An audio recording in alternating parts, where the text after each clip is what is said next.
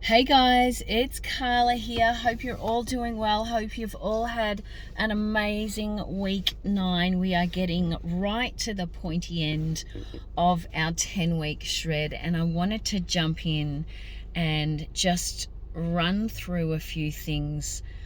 But I also wanted to tell you a little story. But before I jump into a story, I know that it's crazy time and it's very busy and there's so much going on. And I feel like there's a lot of people that would take that easy way out and just quit on their health and fitness journey right now because, well, it's just too busy. There's too much going on. I'll get back into the swing of things after Christmas and the New Year. But that really is the easy way out. It's kind of a bit of a cop out as well, and it's just letting yourself off the hook. Whereas you can choose to stay the course and stay true to yourself and true to your goals and hit Christmas Day feeling really proud that you actually made it all the way through, following your health and fitness journey right to Christmas Day, and you can enjoy it a lot more, feel amazing about yourself as well. So I kind of wanted to tell you a little bit of a story. A client of mine, I won't mention her name, and talking about things are too busy and it's just too hard and we've all got busy lifestyles. This client of mine, she is 35 plus kilos overweight. She has 6 children. She runs 2 hairdressing salons and her husband works away. Talking about being crazy busy, this woman is absolutely amazing. She does it all. But what has happened over the last decade plus is that she has been doing it all, but she has not been doing it for herself. And she's got to a point where she's got a lot of health issues that are creeping in, and she reached out to me for some help. I've only been working with her for about 6 weeks now, and she's had some incredible results, but we have had a lot of talks before we actually started, just to get her mindset right and just to change a few things with her self-talk and so forth, and just letting go of a lot of old stuff that wasn't serving her anymore, and just getting her head around actually putting herself first for the first time in a couple of decades, kind of thing. Her youngest child is 9. The eldest one doesn't live at home, but she's got 5 kids living at home. So she's super, super busy. And we all know how busy hairdressers get this time of year as well, constantly on their feet. And there's other industries that are super, super busy this time of year also, which I can appreciate. But we all know that hairdressers work long hours and they're constantly on their feet, and one client after the next all day for 7 days. This is what she's doing at the moment. So she is so determined and really wants to change her ways, and she has to change because of her health reasons. And this is what can happen if you leave it and just leave it and just let it go. Oh, I'll be right. No, I just can't start my health journey right now. I've got the kids and there's this or there's that. There's always going to be something for you to put that something first other than yourself. It's not selfish to put yourself first, especially when we're talking about your health. This is not just about and we've talked about this earlier in the shred, this is not just about losing the weight and looking good. It's so much more than that, because on the journey of and the process of what you go through when you actually lose that weight, what you learn in the process, not just about nutrition and fitness, but about yourself. And you actually leave all those old habits behind as long as you stick with it. And it's even more important. The process is even more important because it's more about who and what you become in the process of losing that weight. So it's much, much more and much deeper than just the physical side of things. So for this client of mine, it's a very deep why and a very strong why she's started this journey.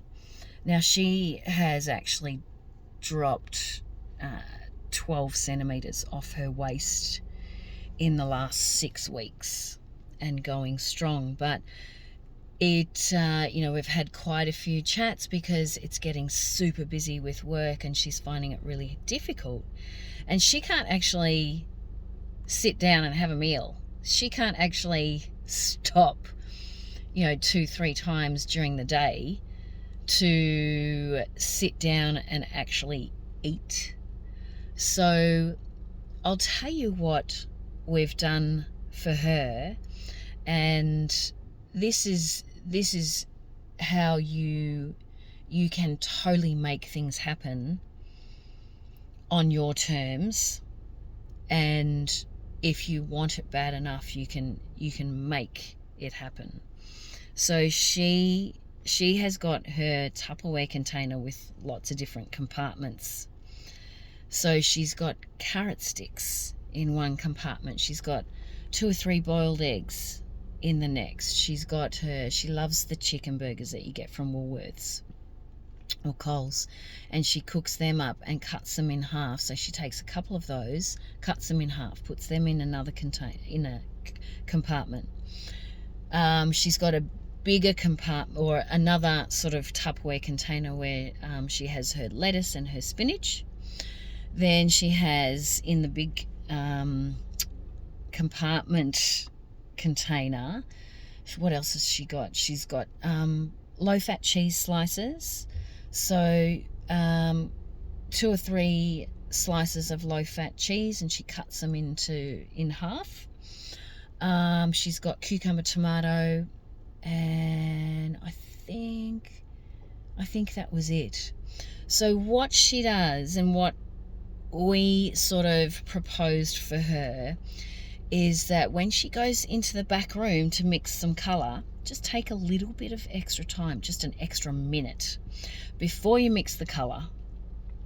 Go to your food, open up the container, grab a lettuce leaf, lettuce cup or lettuce leaf, and throw in half of your chicken burger, bit of tomato, bit of spinach, a half slice of cheese, and just eat that. So it's like 2 mouthfuls. It's better than nothing. Yes, it's a small kind of snack, but it's better than not having anything at all. So one thing that we've taught you over the last 9 weeks is, in order to lose weight, you have to eat, and you have to eat consistently. And we keep saying every 2 to 3 hours is when you should be having something to eat. There's a reason for that, because it keeps the metabolism firing. If you go a long period of time, anything over sort of 3.5, 4 hours, your metabolism is going to start slowing down. That's when we can run into trouble, because then we get super hungry and then we overeat, and your body can only use a certain amount of food and nutrition in the one sitting, and the rest of it gets stored as fat. So overeating isn't an option to make up for what you've missed during the day. Having those small meals more often, and for this client in particular, it works really well for her, having those little sections in her container where she's got some variety and she can pick and choose. The wraps, the low carb wraps was the other thing that she takes, and she can just throw a couple of things in, either in a lettuce wrap or in the low carb wrap, and she just has half a wrap, or she can have the lettuce couple of mouthfuls, get back to mixing her color, go to her client. In the next hour, she'll do the same again. So in some cases, she is having 2 mouthfuls of food every hour, which is actually really, really good, because it really just keeps that metabolism going, knocks the hunger off, and it's all good nutrition. There's nothing bad. So it's all about making the right choices and putting together some meals that work for you. So, moral to the story is, if this client of mine with 6 kids, runs businesses, husband works away, if she can manage to do it and fit it in with her lifestyle, you can too. You just have to work out what routine works well for you. You can absolutely do it. Yeah, there's a bit of effort involved, but isn't that like with anything that's worth achieving? There's a bit of effort involved, and we're talking about your health overall, foremost. We are talking about your health, not just about looking good. That comes with it. So if you look after your health first and foremost, everything else flows from there. Your body will reward you. So if this client of mine can manage to do it with her busy schedule, there is nothing you can't do. There is nothing that you can't manage around to do. I've got clients that take their little containers with them. They take food with them, or they eat before they go and they take a little snack with them. You just have to think ahead. Like we've been saying all along, it's all about planning and preparation. So I really hope that kind of inspires you, hearing that little story about my client. I really hope that inspires you. Well, if she can do it, I can do it. And don't a little bit of tough love coming right here. Don't think that you're so special that it's not going to work for you. It works for everyone who makes the effort to make it work.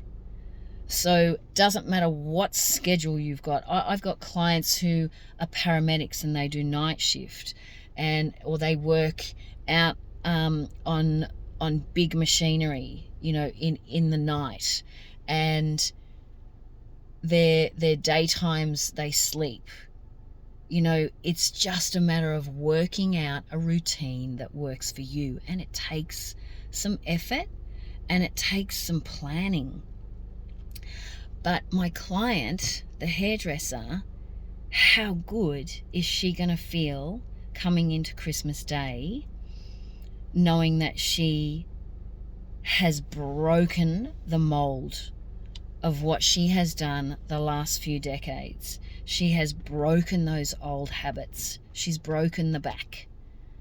And she's starting to create those new habits.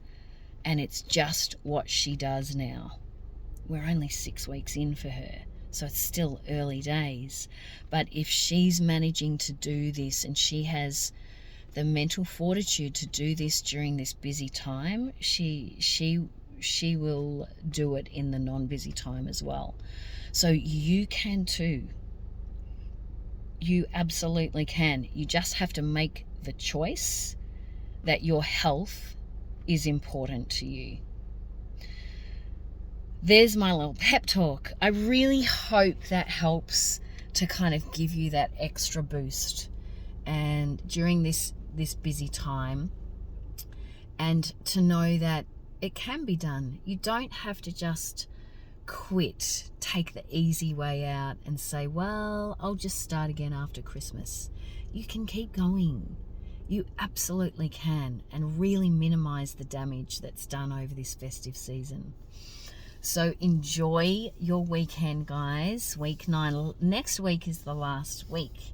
I'll be coming into the group a little bit more often next week.